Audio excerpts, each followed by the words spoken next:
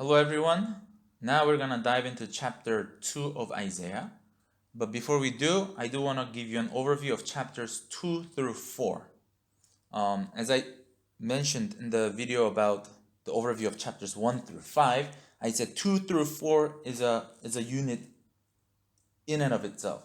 2 through 4 consists of 3 oracles. One begins with ideal, and then second is the realistic situation / judgment, and then it goes back to ideal.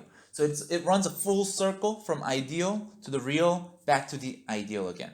So this video we're gonna just do chapter 2 verses 1 through 5, the first ideal. So it's like a sandwich structure. This is the first bread, and the meat patty is gonna be the real / judgment, and the last chapter 4 is gonna be the ideal, the other the bread part of this burger. Okay, so this is the first part, chapter 2 verses 1 through 5. Long story short, it's about the global worship at Zion. Let's dive in. Verse 1. The word that Isaiah the son of Amos saw concerning Judah and Jerusalem. Pause. Okay.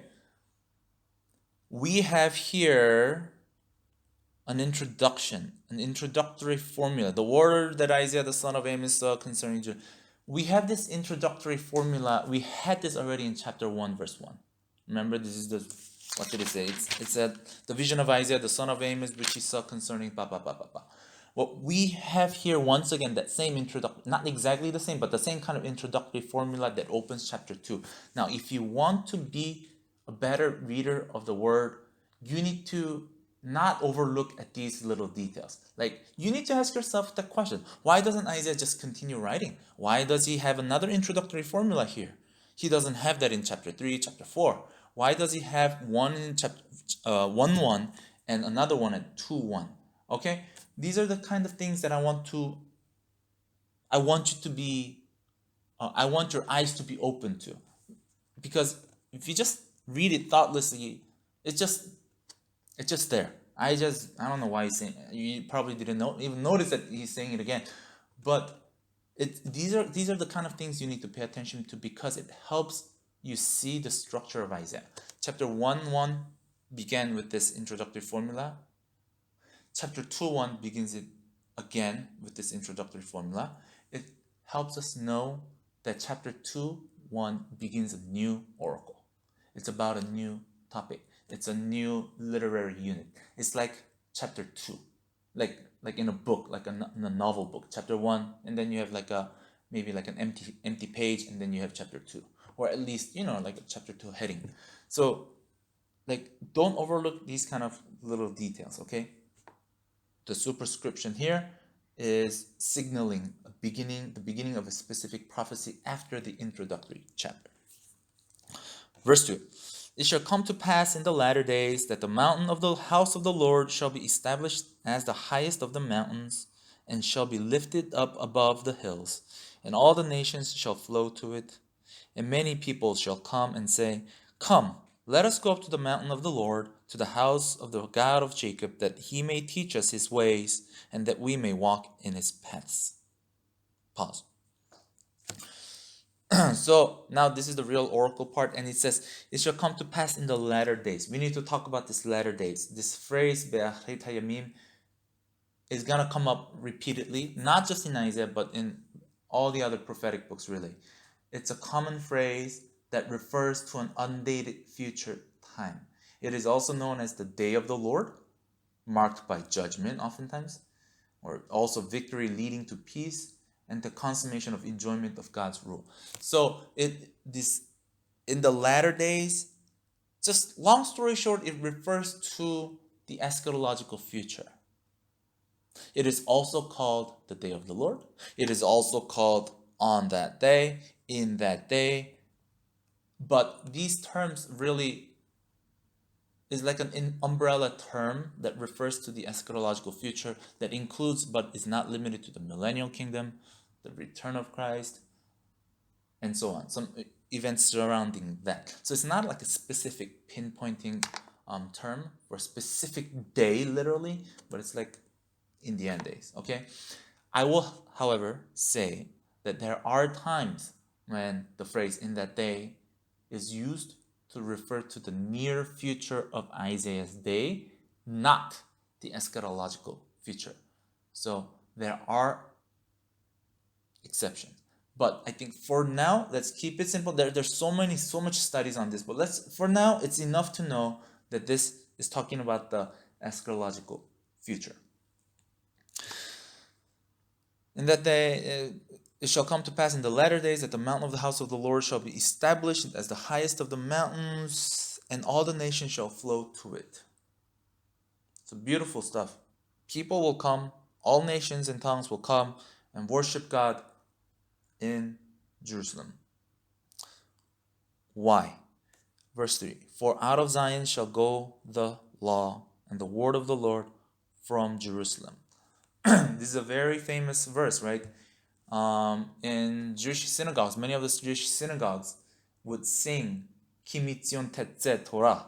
It's a song / prayer that they sing made out of this verse as they carry out the Torah scroll out of the ark, and they kind of march around the synagogue, giving people a chance to see it or even touch it sometimes. And they sing this song that goes Kimitzion Tetze Torah, for out of Zion shall go the law.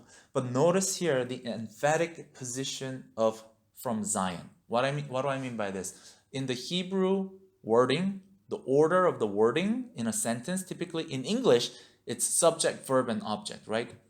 I ate pizza, right? Subject, verb, object. But in Hebrew, the typical word order is verb, subject, and then it can come object or like preposition or phrase or whatever other stuff. But typically it's verb, subject, and other stuff.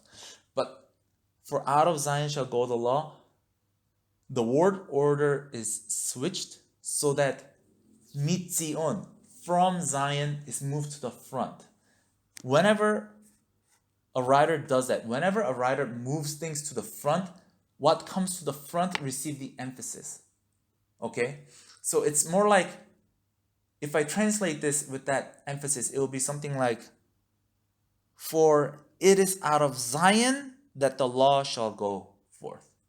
Or maybe, for out of Zion in italics, out of Zion shall go the law. So notice this subtle difference in the word ordering. And the point is that it is only by means of God's self-revelation through history symbolized by Jerusalem that people would learn the right way to live. There is no life apart from it. Okay, that's the point here. Verse 4, he shall judge between the nations and shall decide disputes for many peoples. And they shall beat their swords into plowshares and their spears into pruning hooks. Nation shall not lift up sword against nation, neither shall they learn war anymore. So this will happen only when peoples and nations come to God, come to Jerusalem to learn his ways and walk in them.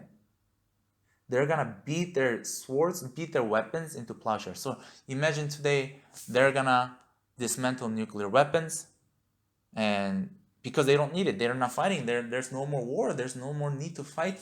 Why do we have all these tanks? They're going to turn them into tractors or something like that.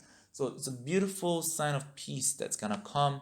And in fact, the UN headquarters in New York City has this verse engraved on what's called the wall of Isaiah. You can Google it, the wall of Isaiah, and they actually have this statue of this man beating his sword into a plowshare right next to it. So it's like a sign of peace. On that day, this ideal state of Israel, ideal picture of Israel that we see through the prophet Isaiah, is that people will flood to Jerusalem, worship together, learn from the Lord what is the right way to live, and there's gonna peace. Amazing. Unbelievable. Okay? But this only comes from the recognition that God is the source of all good. Okay? That's the condition. And that's why it ends with verse 5. O house of Jacob, come, let us walk in the light of the Lord. Okay? So this must happen. This walking in the way of the Lord must happen for this to come.